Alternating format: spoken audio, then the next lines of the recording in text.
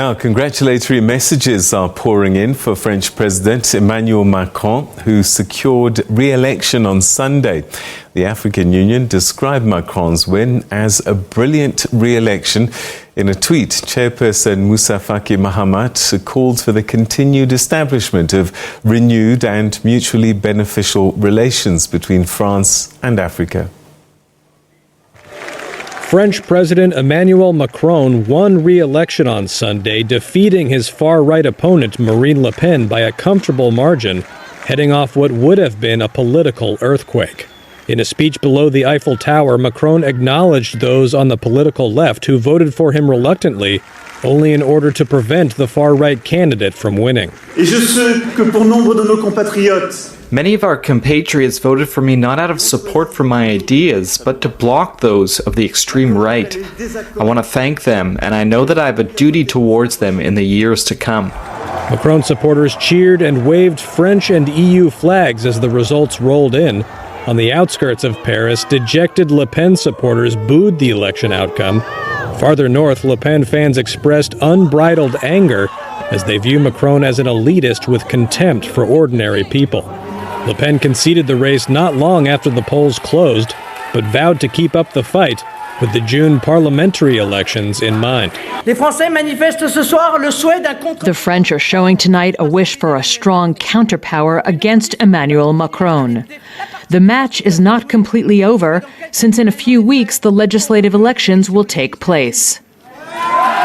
Opposition parties on the right and left will immediately start a major push to try to vote in a parliament and government opposed to Macron, whose margin of victory looked to be tighter than when he first beat Le Pen 5 years ago, underlining how many French remain unimpressed with him and his domestic record. In what may be a sign of things to come, police fired tear gas at demonstrators Sunday night. Protests over Macron's pro-business reforms plagued his first 5 years in office. Despite the social discontent, though, the 44-year-old became the first French president in 20 years to win a second term.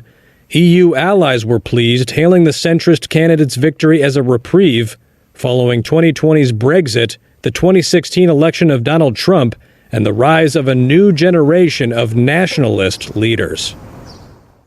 Well, for more on this, we're now joined by the communications head of the French Embassy to South Africa, Vigdis Beaussier. Thank you so much indeed for joining us, and welcome to the program. Thank you, Peter. All right, so Emmanuel Macron, the first president to win re-election in 20 years. What do you think this is, what the message is from the French voters? Well, I mean, obviously there was a lot of uncertainty leading up to this election and very divided opinions in France. But we are quite happy that the election went well. It was quite a success in terms of democratic election with a good participation rate, over 70% participation rate, which is quite high. We even had the opportunity for French voters in South Africa to participate and vote. Yes, it was a very heated debates leading up to the election. But as the president said yesterday, he hoped to bring divisions together following this election. All right. What has divided France, do you think, that the president needs to fix? Well, I mean, if you look at the election results, you can see that there's quite a big divide between rural areas and the cities.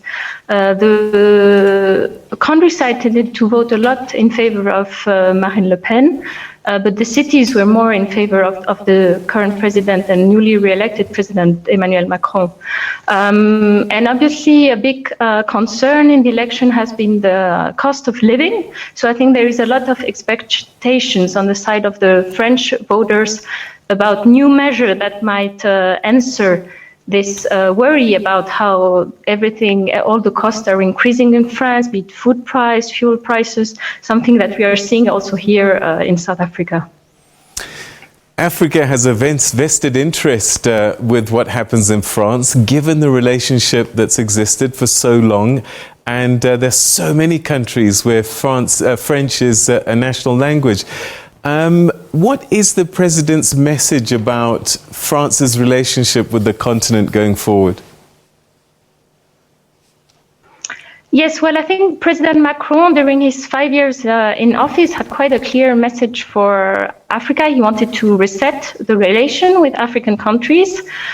He wanted the relation not to be based on old relation of what we used to call France-Afrique, but create a new dialogue, especially with the youth and civil society in African countries. And that's been a very strong focus of his presidency, and obviously with the re-election of President Macron, it will continue to be a big focus of French diplomacy, this relationship with African countries, with the youth. And we know that with South Africa, President Macron and President Ramaphosa, they already have a good relation, a strong bond, because they have met a number of times. President Macron was on a state visit to South Africa almost exactly 1 year ago, and we worked together on a number of issues, whether it be vaccine manufacture or climate change. There are a lot of projects that will be going forward. All right. Do you think the president did enough in his first 5 years with this Franco-Africa relationship? We see things like France pulling out of its security work in parts of West Africa, and it seemed as if there was no love lost in their starting to pull out. Well, I mean, obviously, French presence, military presence on the African continent, it can only happen if it is in total agreement with the authorities. And in Mali, that was no longer the case. But obviously, France is still very committed to security and security in the Sahel, because even though we had to pull troops back from Mali, we have invested some in the neighboring countries. And France is still deeply invested in the security on the continent. But as mentioned, it has always to be through dialogue and partnership. And we have seen that in a number of subjects, not only military issue or defense, but for example, also for cultural exchanges, restitution of artwork, increasing the number of scholarship for African students who want to come to France to study. There's been a clear commitment to do more to strengthen the relationship. What about Africans at home in France? I saw an interesting headline that said that, Africans in France weren't sure whether they were going to vote for President Macron. What is the general feeling about the way France treats its immigrants? Well, I think specifically regarding the African diaspora in France, it really has been a concern to also have a dialogue with the African diaspora.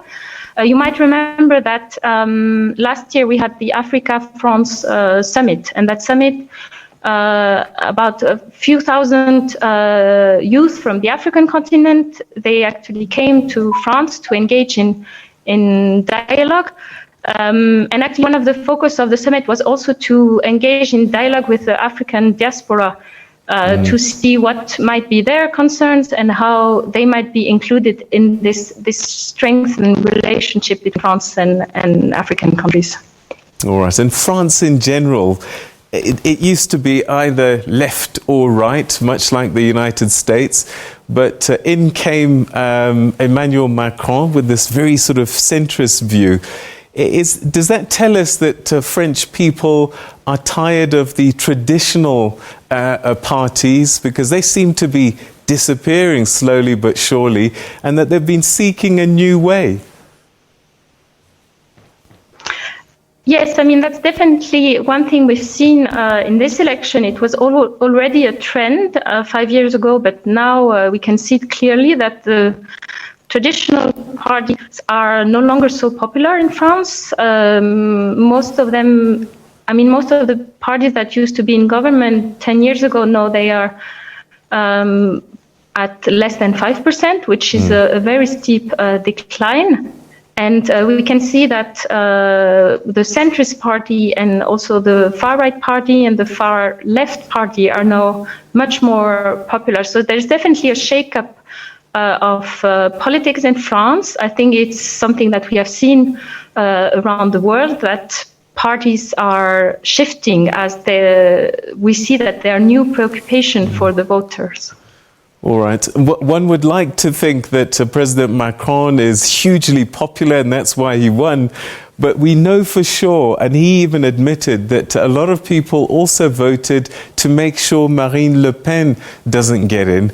And if we look at her father, her party and her progress, her party has been gaining ground. What does that tell us about the sort of French nationalist view? Yes, I mean, this is something that President Macron alluded to in his speech last night.